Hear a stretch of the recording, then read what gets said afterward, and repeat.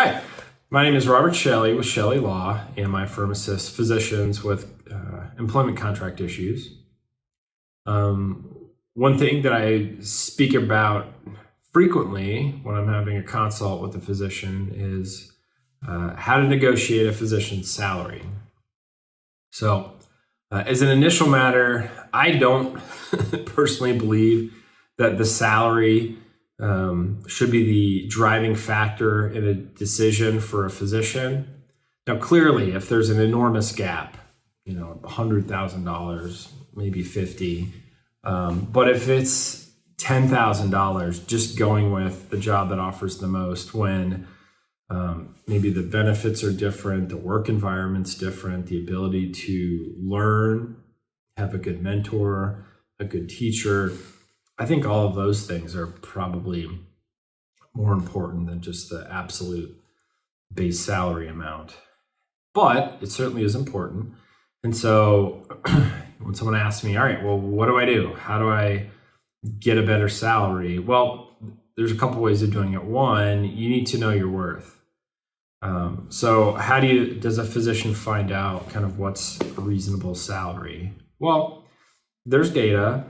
The MGMA Medical Group Management Association is, I would say, probably the industry standard as far as compensation numbers go, but it is absolutely not the be all and end all of whether something is fair or not.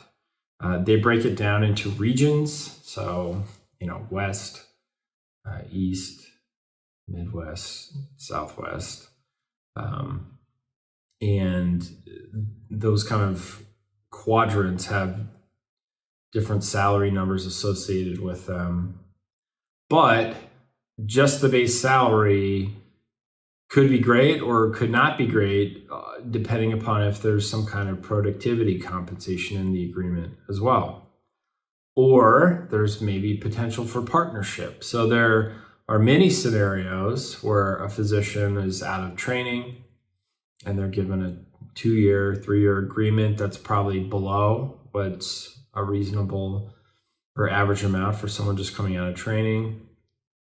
Kind of with the carrot on the stick of, well, if you kind of take below market for these 2 or 3 years, then you'll get a way above market once you become partner.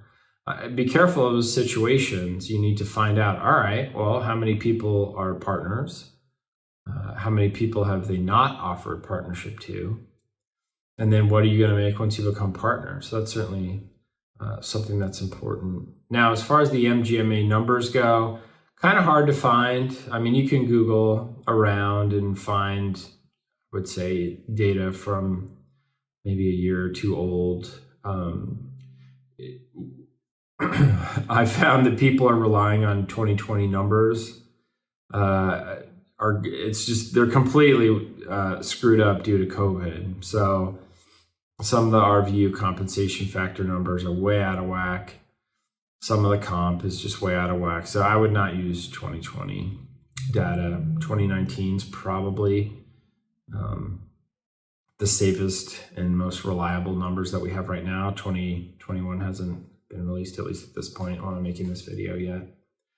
So Google around, you can try and find some numbers, but I'd say the best way of doing it is just to go out there and try to find multiple job offers and see what you're being offered initially. And then also, anyone who's in training has other people in their specialty that are looking for jobs as well.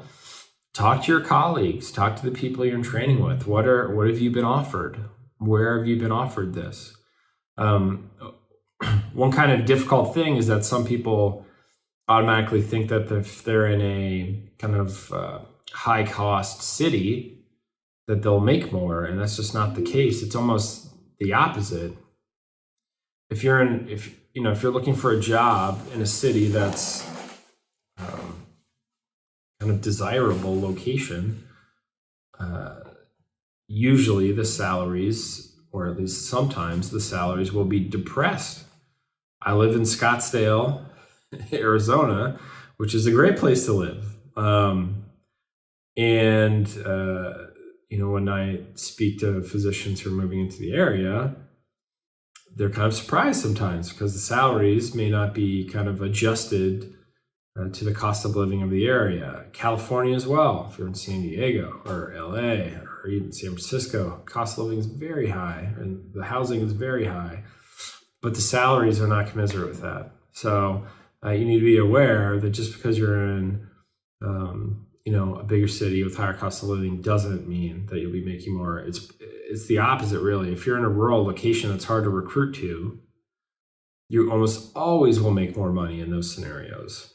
So if money is the bottom line that you're looking for, then you need to look in the smaller cities that are just simply difficult to recruit to. You will absolutely make more money on average if you're going to go in a small rural community. That's facts. So once you have a number in mind, what do you do with the employer? Well, you ask them for more. So if you're being offered 300 and you want 325, you don't ask for 325, you ask for more than that. So if they offer 300 and you want 325, then ask for 350. Just kind of an easy arithmetic. Try to meet in the middle. Now, there is a point where you will look either greedy or potentially just kind of dumb. If you're asking, if you're offered 300 and you're asked for 450, they're going to say, well, that's ridiculous. And may even yank the offer. So you need to know your value. And then specialty is also a big part in what kind of leverage you have. Any kind of contract negotiation is based on leverage. Do you have it or do you not? If you're in a specialty that's hard to recruit to or is in high demand, you simply have more leverage. If you're in a specialty that is plentiful or saturated in the market that you're looking in, your leverage is less.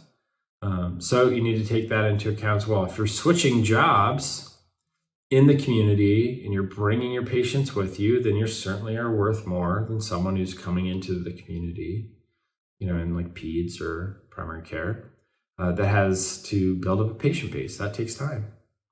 So those are some tips on how to get a better salary and where to start. Contacting an attorney and trying to maybe get a feel for the area certainly might be helpful. It's fairly specialized in people that just focus on physician contracts, so it's possible you won't find somebody in the area you're looking at, so maybe do a wider search for that. But anyway, last point, there are some employers that simply will not negotiate. They will say it's a take it or leave it offer, and you will then have to be willing to walk if you're unhappy with salary. But there just simply are people out there that say, no, we're not negotiating. We're offering what we offer. And I wouldn't be offended by that. That's just, kind of the tack that they're taking as far as employing somebody. So don't be surprised if you have an employer that says no. But if it's an offer that you're unhappy with, you need to be willing to walk as well.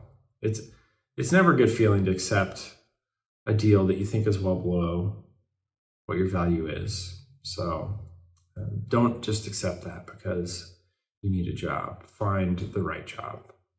Anyway, hopefully that's helpful. If you have any questions, you can certainly contact my firm at the phone number listed in the description below. You can email us through our website, chellelaw.com, CHELLE law.com. Happy to answer any questions you have. And I appreciate you watching the video. Thanks.